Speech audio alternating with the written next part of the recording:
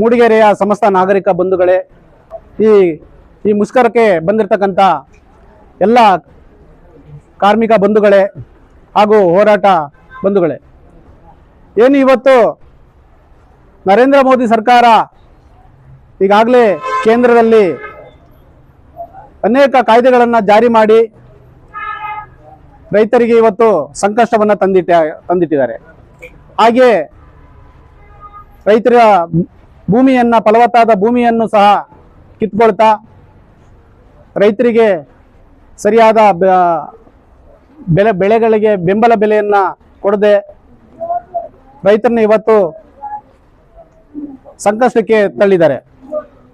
ಹಾಗಾಗಿ ಇವತ್ತು ನಾವು ಜಂಟಿಯಾಗಿ ಇವತ್ತು ಹೋರಾಟವನ್ನು ಮಾಡ್ತಾ ಇದ್ದೀವಿ.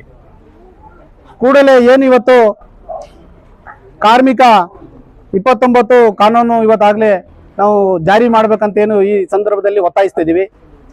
ಹಾಗೆ 4 ಕಾರ್ಮಿಕರ ಸಂವಿಧಾನವನ್ನು ರದ್ದು ಮಾಡಬೇಕಾಗಿ ನಾವು ಇವತ್ತು ನರೇಂದ್ರ ಮೋದಿ ಸರ್ಕಾರವನ್ನು ಈಗಾಗಲೇ ಕೇಳ್ಕೊಳ್ತಾ, ಸರ್ಕಾರಿ ಉದ್ಯಮಗಳ ಮಾರಾಟ ಹಾಗೂ ಖಾಸಗೀಕರಣವನ್ನು ನಿಲ್ಲಿಸಬೇಕು, ಅಮೆರಿಕದೊಂದಿಗಿನ ಮುಕ್ತ ವ್ಯಾಪಾರ ನೀತಿಯನ್ನ ರದ್ದು ಮಾಡಬೇಕಂತ ಹೇಳಿ ಸಾಕಷ್ಟು ನಾವು ಇವತ್ತು ಬೇಡಿಕೆಗಳನ್ನ ಇವತ್ತು ಮುಂದಿಡ್ತಾ ಇದ್ದೀವಿ.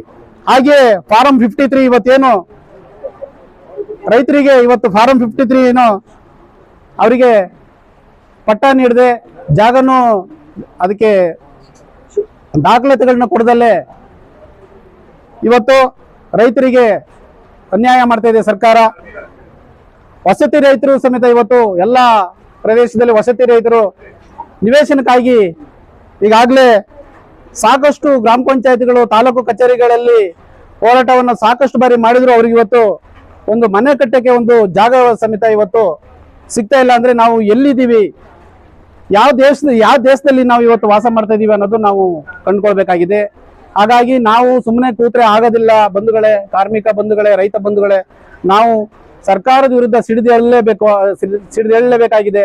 ನಾವು ಸುಮ್ಮನೆ ಕೂತ್ರೆ ನಮ್ಮನ್ನ ಈ ದೇಶದ ನಿವಾಸಿಗಳೇ ಅಲ್ಲ ಅಂತ ಏನು ಈಗಾಗಲೇ SIR ಮೂಲಕ ನಮ್ಮನ್ನ ಈಗಾಗಲೇ ಅವರನ್ನ ಹಕ್ಕುಗಳನ್ನ ಕಿತ್ಕೊಳ್ತಾ, ಅವರಲ್ಲಿ ಸರಿಯಾದ ದಾಖಲಾತಿಗಳು ಇಲ್ದಲೆ ಈಗಾಗಲೇ SIR ಮೂಲಕ ನಮ್ಮನ್ನೆಲ್ಲ ತುಳಿತಾ ಇದ್ದಾರೆ.